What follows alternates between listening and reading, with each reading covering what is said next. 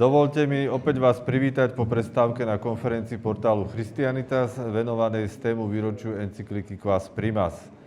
Čaká nás teraz prednáška, ktorá nás zavedie ešte hlbšie do minulosti a v ktorej sa dozvieme niečo o idei vlády Krista kráľa v myslení scholastikov, konkrétne v myslení učiteľa cirkvi svätého Tomáša Akvinského a jeho nasledovníkov. Myšlienka spoločenskej vlády Krista kráľa totiž nebola v dobe publikovania encykliky Quas Primas nejakou novinkou, ale vychádzala z dlhodobej cirkevnej tradície, ktorá siaha až k Svätému písmu. Sám Pius XI v encyklike píše, citujem: A predsa tá istá náuka o Kristovej kráľovskej vláde, ktorú sme našli v knihách Starého zákona, vôbec nemizne ani na stránkach Nového zákona. Práve naopak, je v nich veľkolepo potvrdzovaná. Zmieňme sa iba krátko o posolstve Archaniela, ktoré oznamuje Panne, že počne a porodí syna, ktorému Pán Boh dá trón jeho otca Dávida, naveky bude kráľovať nad Jakubovým rodom a jeho kráľovstvu nebude konca.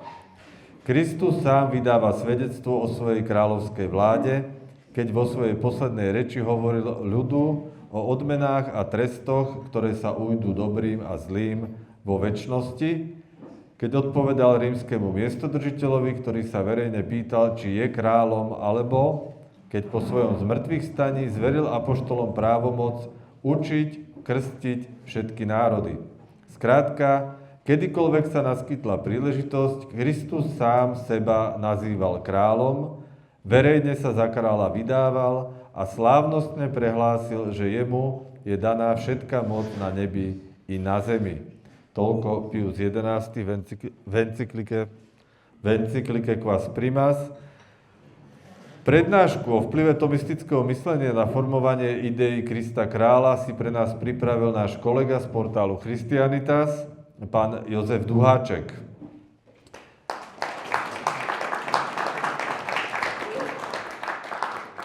ktorého nepochybne naši čitatelia dobre poznajú z jeho erudovaných článkov o teologických, liturgických aj filozofických problémoch, ale aj ako vtipného glosátora modernej popkultúry.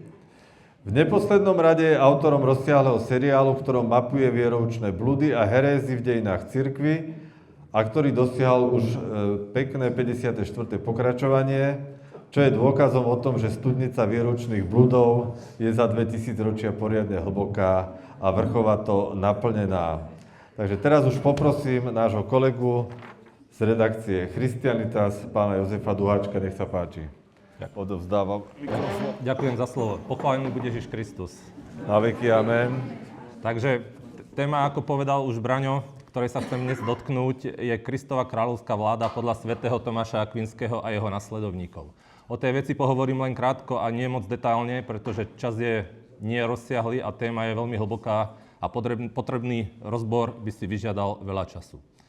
Scholastická teológia o kráľovskej hodnosti Ježiša Krista, ktorú zdôrazňuje svätý Tomáš Akvinský, systematicky hovorí, že jeho panovanie je úplné, mnohostranné a rozprestiera sa nad celým stvorením.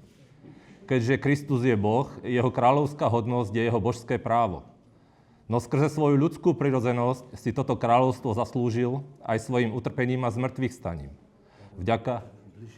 Vďaka hypostatickej únii, teda nerozlučnému spojeniu božskej a ľudskej prirodzenosti, je Kristovi ako človeku daná vláda nad všetkým stvorením.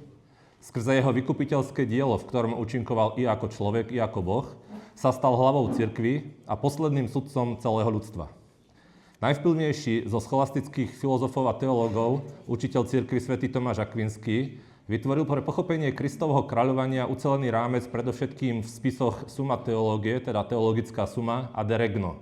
To sa prekladá ako o vláde alebo o kráľovaní. Tomáš Akvinský opisuje Kristovo kráľovanie nad ľudstvom ako úkon dvojakého druhu. Je to úkon vnútorný, keď Kristus skrze milosť posvedzujúcu udeľuje svojim nasledovníkom nadprirodzený život a ospravodlivenie. A ako úkon vonkajší, ktorý Kristus vykonáva nad svojimi poddanými, keď im vládne a spravuje ich. Tomáš Akvinský zreteľne odlišuje Kristovu duchovnú vládu od časnej vlády pozemských kniežat a kráľov. Kristus kráľ vládne nad všetkým, ale správu svojho kráľovstva tu na zemi zveril kňazom. Jeho duchovné kráľovstvo vedie cirkev a smeruje ľudstvo k jeho konečnému a poslednému cieľu, teda do večnej blaženosti, ktorú im žiadna pozemská moc nemôže zabezpečiť. Podľa stredovekých scholastikov pozorujeme Kristovu vládu, ako sa rozprestiera nad 3 odlišnými oblastiami. Prvá je regnum naturae, alebo kráľovstvo prírody. To znamená Kristovu univerzálnu suverénnu moc nad celým stvorením. Je to moc druhej božskej osoby. Tento aspekt jeho kráľovskej vlády je večný a neunikne mu žiadne stvorenie, či už si to uvedomuje alebo nie. Druhá oblasť je regnum gracie, alebo kráľovstvo milosti. Tu ide o Kristovo kráľovanie nad jeho cirkvou tu na zemi. Svojou smrťou a zmŕtvychstaním si získal ľud, ktorý spravuje, chráni a posvedzuje ho svojou milosťou. Je to vláda lásky, ktorá si vyžaduje od veriacich vernosť a poslušnosť. A posledná oblasť je regnum gloria, alebo kráľovstvo slávy. Toto je budúce viditeľné kráľovstvo Krista v oslávenej cirkvi v nebi. Toto je završenie jeho diela a konečné víťazstvo nad všetkým zlom, nad hriechom a smrťou. Tieto 3 oblasti sa istým spôsobom stretávajú už tu na zemi, v štátoch, kráľovstvách a republikách. A hoci Kristovo kráľovstvo nie je z tohto sveta, scholastická tradícia chápala jeho správny pomer k občianskej spoločnosti. V encyklike Quas Primas pápež Pius XI, nadväzujúc na scholastickú tradíciu, potvrdil spoločenské kráľovanie Ježiša Krista. Kristus kráľuje v občianskej spoločnosti vtedy, keď panovníci a občania vzdávajú úctu Bohu a uznávajú ho za najvyšší zdroj všetkej autority a zákona. Cirkev ako dokonalá spoločnosť ustanovená Kristom je učiteľkou a správkyňou ostatných spoločností. Nie preto, aby im brala moc, ale preto, aby ich zdokonalila a aby oni mohli lepšie napomáhať človeku k dosiahnutiu jeho večného cieľa. Pokoj Kristov je možné nájsť iba v jeho kráľovstve. A je to jediný liek proti narastajúcemu sekularizmu a ateizmu. Pius XI, ako už povedal aj pán doktor Malý, neprišiel s nejakým novým teologickým objavom alebo vynálezom. Ale keďže si to vyžiadali zmenené okolnosti a nutnosť, len vhodným spôsobom zhrnul to, čo o Kristovi kráľovi verila cirkev po stáročia a čo k tejto téme povedali iní významní svedci a teológovia. Tomáš Akvinský sa kráľovskou hodnosťou Krista zaoberá v celej 3. časti teologickej sumy, najmä v traktátoch o vtelení, o Kristovej milosti a o Kristovi ako sudcovi. Táto téma je úzko prepojená s jeho výkladom hypostatickej únie, kde Krista chápe ako hlavu cirkvi a tiež s výkladom záverečného poslania Krista pri poslednom súde. Tomáš považuje za jadro Kristovej kráľovskej dôstojnosti jeho moc súdiť. Túto moc si zaslúžil svojimi zásluhami vo vtelení. A v skutku v kráľovskom úrade sa spája to, čo liberálne demokracie oddelujú. Moc legislatívna, moc exekutívna a moc súdna. A tieto 3 sa stretávajú v Kristovi v zvrchovanej miere. Tretia časť teologickej sumy, 59. otázka, Kristova súdna moc, je diskusiou o Kristovej kráľovskej moci. V prvom článku sa Tomáš pýta, či sa Kristovi má pripisovať súdna moc. Hovorí, že áno, pričom poznamenáva, že súd, ktorý vychádza z Božej autority, sa uskutočňuje prostredníctvom Syna, ktorý je múdrosťou a pravdou Otca.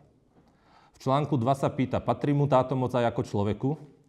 Svätý Tomáš opäť potvrdzuje, že Kristus túto moc vykonáva aj ako človek, keďže bol viac ako ktorýkoľvek iný tvor zjednotený s božskou pravdou. Táto moc sa prelieva z jeho božstva do jeho ľudskej duše. V 3. článku sa pýta, získal si Kristus túto moc svojimi zásluhami? Akvinský vysvetľuje, že hoci kráľovská moc Kristovi patrí ako Božiemu synovi, získal si ju aj ako človek svojim utrpením a víťazstvom nad zlom. To je v súlade s Božou spravodlivosťou, podľa ktorej ten, ktorý bol najviac nespravodlivo odsúdený, bude tým najvyšším sudcom. V 6. článku sa pýta, či sa vzťahuje Kristova súdna moc aj na anjelov. Tento článok potvrdzuje, že Kristova moc zasahuje aj anjelov, dobrých, ktorí mu slúžia, aj zlých, ktorých premohol pri vykúpení. Aby vysvetlil Kristovo panovanie nad veriacimi v jeho mystickom tele, teda v cirkvi, používa svätý Tomáš obraz hlavy a tela. V 3. časti teologickej sumy 8. otázke o milosti Krista ako hlavy cirkvi podrobne opisuje Krista ako hlavu. Tvrdí, že Kristus je hlavou cirkvi v tom najvlastnejšom a najplnšom zmysle, pretože je prameňom všetkej milosti a prameňom života pre všetky údy tohoto tela. Vysvetľuje, že Kristova úloha hlavy sa vzťahuje na všetkých, ktorí sú s ním zjednotení milosťou, či už boli, sú alebo budú. Byť hlavou znamená byť vodcom, vládcom, kráľom, pretože Kristus spravuje a vedie svojich poddaných k ich pravému cieľu. Ako telo má veľa údov, ale len jednu hlavu, tak je ale len jeden jediný král, Kristus. V rozprave o Kristovom kňazstve sa svätý Tomáš dotýka Kristovho kráľovského úradu. Odkazuje na starozákonnú postavu Melchizedecha, kráľa pokoja. V 3. časti otázke 22, článku 6 sa pýta: bolo Kristovo kňazstvo podľa rádu Melchizedechovho? Akvinský poznamenáva, že písmo označuje Melchizedecha za kráľa pokoja a Krista za kňaza podľa rádu Melchizedechovho. To znamená, že výnimočná Kristova kňazská a obetná úloha je spojená s jeho kráľovskou hodnosťou, ako to bolo u samotného Melchizedecha. O kráľovskej hodnosti Krista sa hovorí aj v súvislosti s jeho telesným pôvodom z rodu kráľa Dávida, teda s naplnením mesiášskych proroctiev. Tretia časť teologickej sumy, 31. otázka, 2. článok. Vzal si Kristus telo z rodu Dávidovho? Tento článok potvrdzuje, že Kristus bol potomkom Dávida a otvorene ho spája s kráľovskou líniou predpovedanou v Starom zákone. Potvrdzuje tým jeho nárok na kráľovskú hodnosť nielen božským právom, ale aj ľudským pôvodom. Nedokončený Tomášov politický traktát De Regno, ktorý napísal pre kráľa Cypru Huga II. Okolo roku 1265, podáva teologické zdôvodnenie kráľovskej hodnosti, ktoré vyúsťuje do najvyššej vlády Ježiša Krista. Kristus je pre pozemských vládcov a kniežatá božský vzor. Svätý Tomáš tvrdí, že pozemskí králi panujú iba preto, aby usporiadavali a viedli spoločnosť k spoločnému dobru. Sú obrazom Krista, ktorý panuje preto, aby usporiadaval a viedol stvorenie k jeho najvyššiemu dobru, ku spáse. Preto musia králi formovať svoju vládu podľa Kristovej vlády. Pravým kráľom je Kristus. Pri rozprave o povinnostiach a odmenách pozemských panovníkov Akvinsky vysvetľuje, že ich konečnou a najvznešenejšou odmenou je stať sa členmi Božej nebeskej rodiny. Uvádza, že najvyššia vláda patrí Kristovi, ktorý tým, že robí ľudí Božími synmi, vedie ich do nebeskej slávy. Kristus má duchovnú, ale aj časnú autoritu. Akvinsky stanovuje jasnú hierarchiu. Pozemský kráľ alebo knieža musí byť podriadený kňazovi, kňazskému úradu, a to najmä pápežovi, ktorý je Kristovým námestníkom. Týmto spôsobom je všetka pozemská moc podrobená vyššej autorite Krista, kráľa nad kráľmi. V komentári k sentenciám Petra Lombardského, ktorý predchádzal teologickej sume, rozoberá svätý Tomáš Kristovú vládu v kontexte jeho úlohy hlavy cirkvi. Tomáš tu hovorí o Kristovej vláde v dvoch ohľadoch. Nakoľko je Boh, jeho vláda je večná a zahŕňa celé stvorenie. Nakoľko je človek, získava kráľovskú hodnosť vďaka vteleniu a vykupiteľskému dielu, čím sa stáva najvyšším vládcom cirkvi. Tomáš zároveň zdôrazňuje, že medzi duchovnými a pozemskými záležitosťami je rozdiel. Toto teologické rozlíšenie je základom jeho politickej teórie. Objasňuje, že Kristova vláda je univerzálna. Kristus vládne ako kráľ nad všetkými, nad duchovným i sekulárnym svetom, no predsa len, keďže duchovné veci sú nad svetskými, pozemskí panovníci nemajú moc nad duchovnými záležitosťami, ale naopak, veci duchovné určujú, ako majú vládnuť pozemskí králi nad vecami svetskými. Vo svojom výklade k listu Hebrejom sa Akvinsky sústreďuje na výnimočnosť Krista, pričom ho dáva do kontrastu so starozákonnými postavami vrátane anielov, prorokov a kňazov. Rozoberá, ako bol Kristus ako jednorodený Boží syn ustanovený dedičom všetkého, čo sa vzťahuje aj na jeho ľudskú prirodzenosť. To znamená, že Kristova univerzálna kráľovská hodnosť sa rozprestiera nad každým stvorením, lebo je mu daná všetka moc na nebi i na zemi. Tomáš vysvetľuje, že Kristova najvyššia kráľovská hodnosť je spätá s jeho najvyšším kňazstvom. Účinnosť Kristovej obety vznešeného veľkňaza, ustanovuje večnú zmluvu. A táto naplňa prisľúbenie kráľovskej hodnosti dané Dávidovi a jeho potomkom. Myšlienka Kristovej kráľovskej moci nad svetom nadobudla ešte väčšiu jasnosť v spisoch neskorších scholastikov, najmä španielských mysliteľov 16. storočia označovaných ako Salamanská škola. Títo scholastici riešili univerzálne dôsledky Kristovej vlády v reakcii na zmenené politické a spoločenské pomery ich doby, medzi ktoré patril vznik národných štátov, európsky kolonializmus a protestantská reformácia. Jezuitský scholastik Francisco Suárez, ktorý žil medzi rokmi 1548 až 1617, s veľkou jasnosťou formuloval ideu Kristovej univerzálnej vlády vo svojej knihe Defensio Fidei Catholicae. Suárez učil, že Kristus má univerzálnu, bezprostrednú a priamu kráľovskú moc nad všetkým duchovným i časným. A pápež v jeho mene túto moc na zemi vykonáva. To bolo v kontraste s niektorými inými teóriami, ktoré chápali pápežovú časnú moc len ako nepriamu a obmedzenú na duchovné záležitosti. Suárez tvrdil, že všetká občianska a politická moc a autorita pochádzajú len od Boha. A teda v konečnom dôsledku od Krista kráľa, ktorý je držiteľom všetkej moci v jej plnosti. Svetskí vládcovia nie sú nezávislými panovníkmi, ale sú podriadení tejto božskej autorite a ich moc je len prepožičaná a plynie z moci Kristovej. Neexistuje žiadne božské právo vládnuť, ktoré by patrilo nejakému kráľovi alebo kniežaťu. Neexistuje ani teologické odôvodnenie pre čisto sekulárny štát. Vládne trvalo a nepretržite len Kristus a on svoju moc prepožičiava, a to iba preto a len na to, aby všetky národy a ľudia, či už sú kresťania alebo nie, sa podrobili spoločnému morálnemu a právnemu poriadku, ktorý ustanovil najväčší panovník Kristus. Dominikán Francisco de Vitoria žil medzi rokmi 1483 a 1546.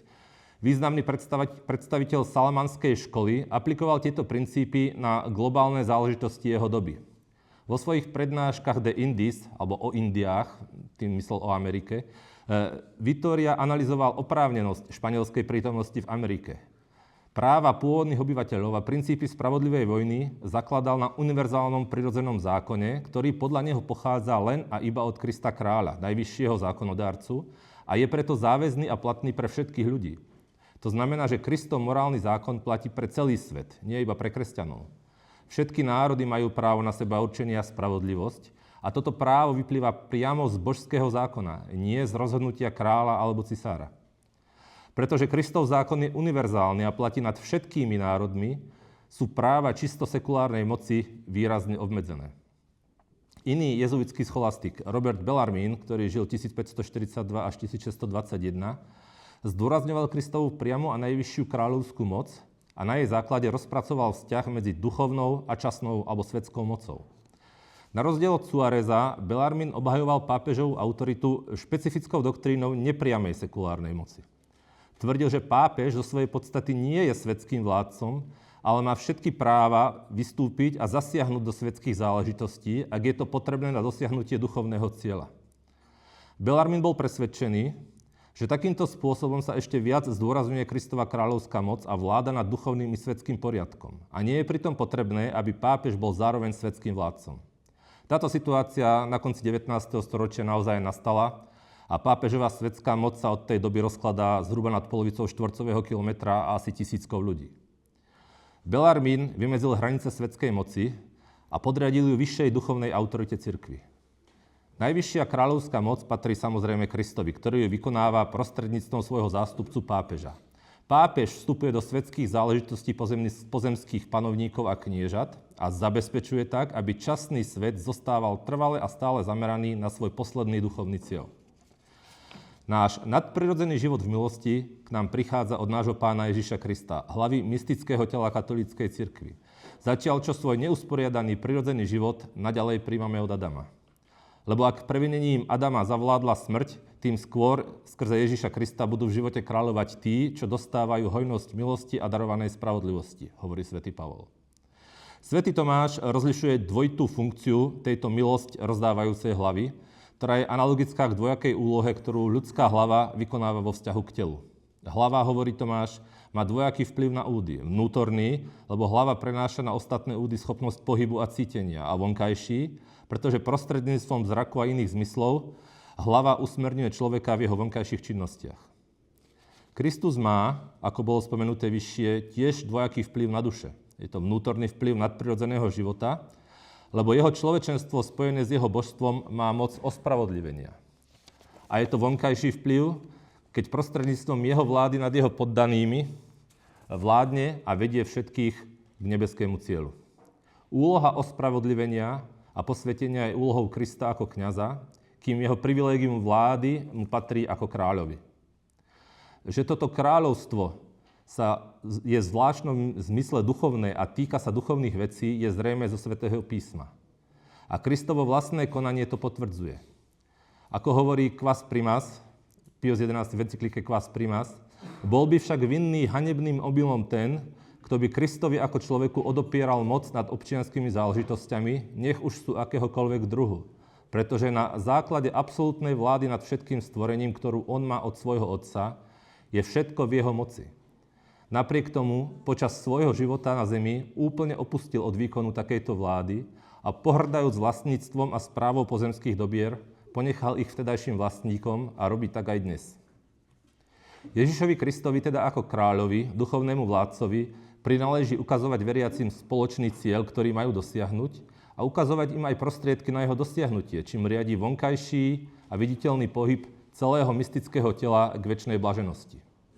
Ježišovi Kristovi ako kráľovi tiež patrí určovať primerané sankcie za prikázania, ktoré ukladá, odmeňovať a trestať svojich poddaných podľa ich zásluh.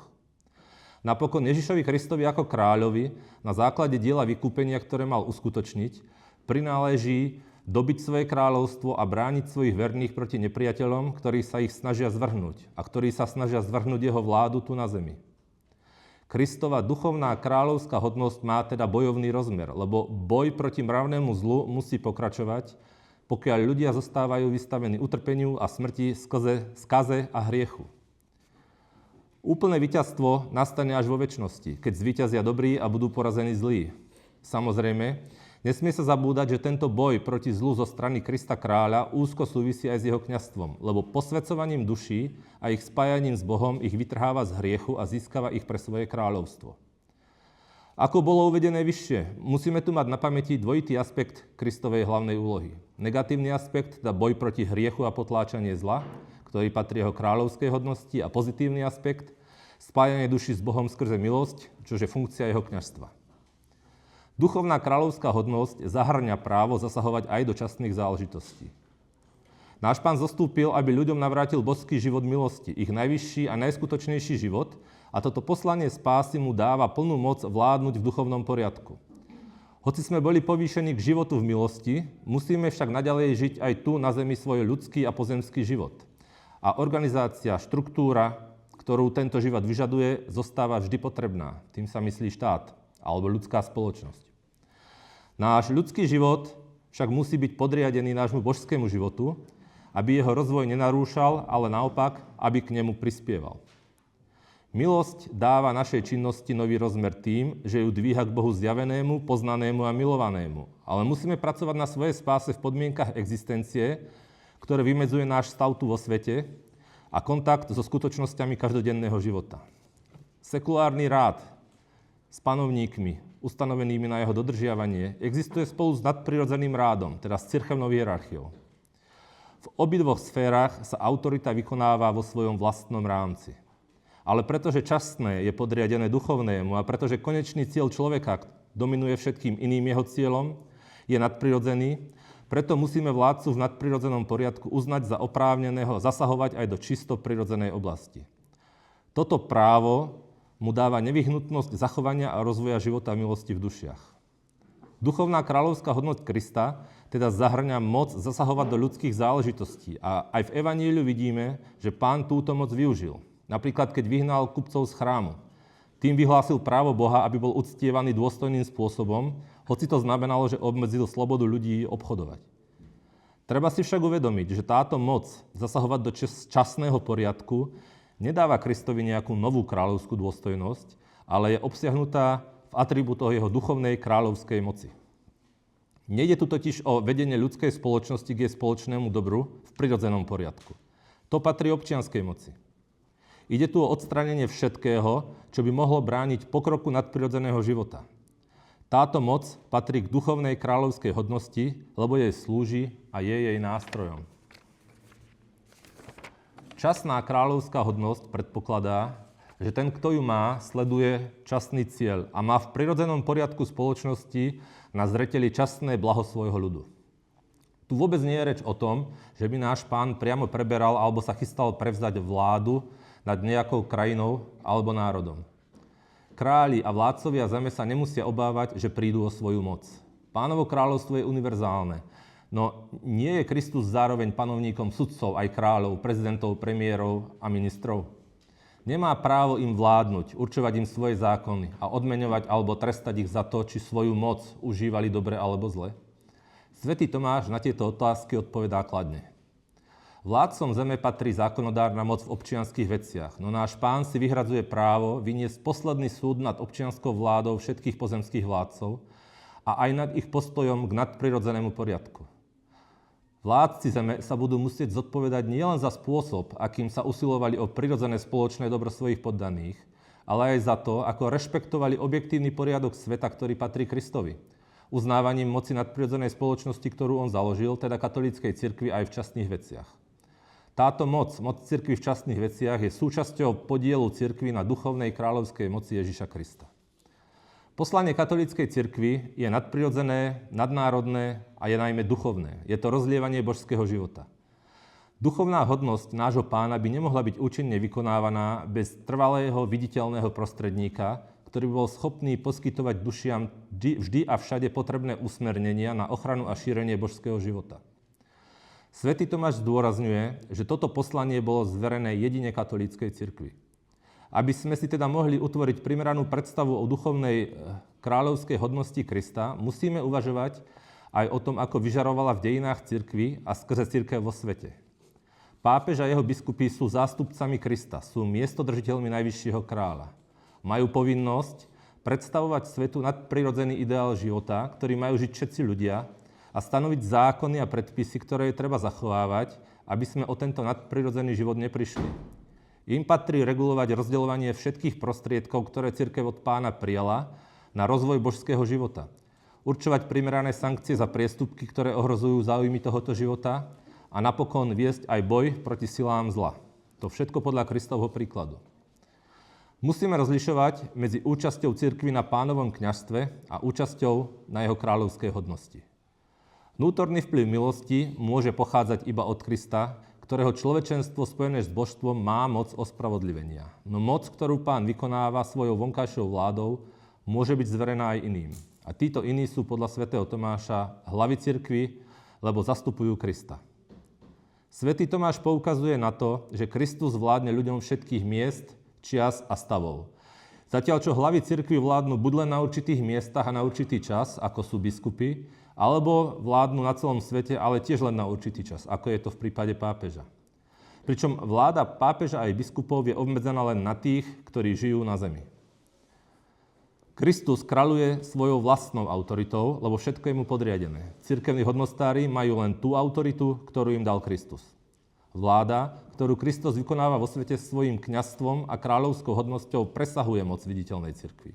Všetci ľudia, učí svätý Tomáš v 3. časti teologickej sumy, patria Kristovi, aj keď sú to bludári, Židia alebo pohania. A Kristus v nich môže pôsobiť neviditeľne a môže im poskytnúť potrebnú moc na obrátenie. Cirkev ale vždy zostáva stredobodom, z ktorého sa Kristov život rozlieva do celého sveta. Scholastickí teológovia, ako sme videli, učili, že duchovná kráľovská hodnosť Ježiša Krista zahŕňa právo zasahovať do častných vecí, pokiaľ si to vyžadujú záujmy božského života duší. Cirkev poverená Pánom, pokračovaním jeho poslania tu na zemi, hoc nemá priamu moc v častných veciach ako takých, má napriek tomu svojou účasťou na Kristovej kráľovskej hodnosti tiež právo zasahovať do častných vecí na ochranu záujmov božského života. Moja obľúbená svätá Margita Mária Alacoque, ktorá žila 1647 až 1690, nebola scholastička a nikdy asi ani nepoužila výraz kráľovská hodnosť Ježiša Krista vo formálnom, politickom alebo teologickom zmysle. No jej zjavenia Najsvätejšieho srdca Ježišovho sú duchovným základom idei kráľovskej hodnosti Ježiša Krista prostredníctvom lásky, milosrdenstva a zmierenia. Kristus sa jej zjavil ako kráľ lásky. Vo víziách, ktoré mala medzi rokmi 1673 až 75, jej Ježiš ukázal svoje srdce obklopené trňmi a povedal: Hľa, toto je srdce, ktoré tak veľmi milovalo ľudí, že sa ničím nešetrilo, ba dokonca sa vyčerpalo a strávilo, aby dosvedčilo svoju lásku. Toto srdce, zranené, korunované trňmi a planúce láskou, je symbolom jeho kráľovskej autority. Kráľovská hodnosť Krista podľa jej mystickej teológie je panovanie skrze obetavú lásku. Ježiš povedal svätej Margite Márii, že si želá panovať v srdciach, v domácnostiach a v spoločnostiach. Povedal, ako je zaznamenané v jej spisoch: budem kráľovať napriek svojim nepriateľom a všetkým, ktorí sa mi postavia na odpor. A na inom mieste: žiadam, aby moje srdce bolo vyvýšené na trón a milované tak, ako bolo opovrhované. Toto vyvýšenie Najsvätejšieho srdca sa neskôr stalo známe pod menom spoločenské kráľovanie Krista kráľa. Je to myšlienka, že Kristus má byť uznávaný za vládcu nielen u jednotlivcov, ale aj národov. Svätá Margita Mária si zapísala Ježišove slova: budem kráľovať skrze svoje najsvätejšie srdce napriek satanovi a všetkým, ktorých burcuje, aby sa mi postavili na odpor. Toto je mimoriadne vnútorný a mystický koncept kráľovskej hodnosti. Taký, ktorý začína v ľudskej duši, ale rozširuje sa na rodiny, národy a na celý svet.